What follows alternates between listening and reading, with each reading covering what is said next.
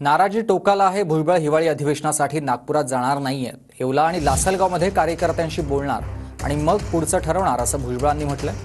नाराज भुजबळ हे बुधवारी प्रमुख पदाधिकाऱ्यांची एक बैठक देखील घेणार आहेत. बुधवारी सकाळी 11 वाजता भुजबळ हे पदाधिकाऱ्यांची बैठक घेतील आणि त्यांची मतं जाणून घेतील.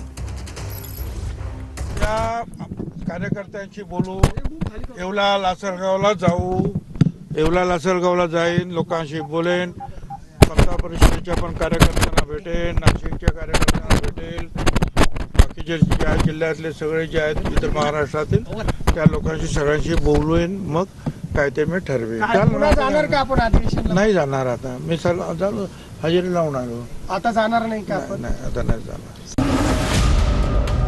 पक्षात राहून संघर्ष होणार की पक्षाच्या बाहेर? मग ते आता सगळ्यांना विचारून करीन.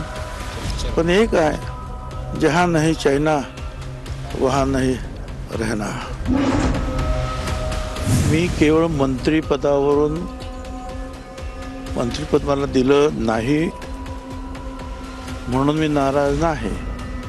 मी अनेक वेळेला अशी मंत्रिपदं गेली आणि आली. मी विरोधी पक्ष नेता म्हणून सुद्धा त्या विधानमंडळात काम केलेलं आहे. एकटा शिवसेनेचा आमदार असताना सुद्धा 85 ते 90 सगळ्यांना अंगावर घ्यायचं काम केलेलं आहे मी.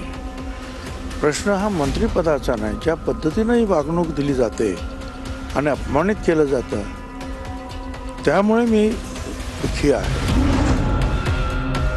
राज्यसभेच्या 2 सीट निघाल्या, मग एक सुनेत्राताईंना दिलं, बरोबर ठीक आहे. त्या दुसरं कुणाला दिलं तर ते नितीन पाटील म्हणजे मकरंद पाटील आमदार आणि आता मंत्री झाले, त्यांच्या भावाला का दिलं तर मी सभेमध्ये सांगितलं होतं की तुला खासदार करीन आणि तू आता मागे घे म्हणून.